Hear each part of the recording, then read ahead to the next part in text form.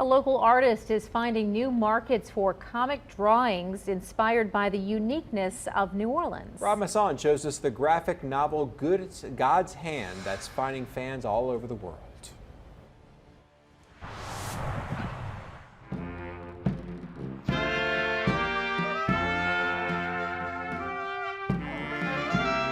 It all begins with an idea. I've been 4 or 5 years old, and my great grandmother, my father's grandma, was buried here. From that spark emerges a story, in this case firmly entrenched in the mystique of the old city. When the city's protector, Marie Laveau, is found murdered, a collective team of reformed sinners with supernatural powers, led by the immortal Jean Lafitte, are called in to solve the case.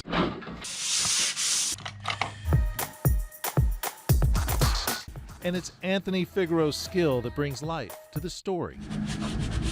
Weaned on traditional comic books, Figaro knew by the age of 10 how he wanted to make his mark.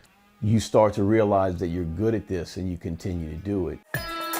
But there were roadblocks. The comic industry is tough to break into. Dominated by DC and Marvel, there were only so many illustrating jobs available. But new technology allows more creativity and opportunities for the artist to create. We answer to the fans. That's who we answer to. Figaro lives his dream by crowdsourcing projects. That allows fans who believe in his drawing and storytelling to pay upfront for stories they may want to hear and see. The way this thing has fallen out, it's given those of us or creators like myself the opportunity to do that. And it's busting wide open. God's Hand is an 80-page expanded comic book called a graphic novel. It portrays Jean Lafitte as a former pirate who becomes an immortal superhero after drinking a potion taken from the last ship he brought down.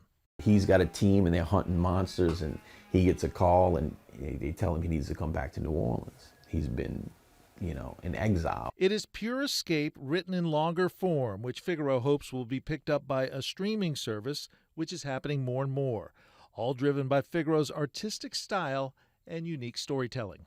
There's these ponds of creativity, of ideas, of IPs that no one's fishing in. Aside from being a rich source for material, Figaro has found that drawing inspiration from the uniqueness of New Orleans can actually broaden the appeal of his work. As they delve deeper into Marie's death, they begin to suspect the rise of the Black Queen. Though it's fun and fantasy, Figaro has big dreams. My goal, right, is to get to the point to where I run a creative house, a creative studio. And he plans to continue using the magic of New Orleans. These crypts hold stories, they hold secrets. To help weave stories involving locally based superheroes. Only Jean Lafitte and his team of hunters stand between the darkness and the total destruction of the city. Rob Masson, Fox 8 Local First.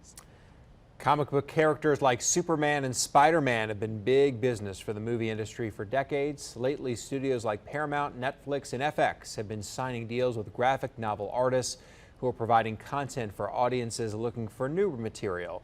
That's a market Anthony Figaro is eager to tap into.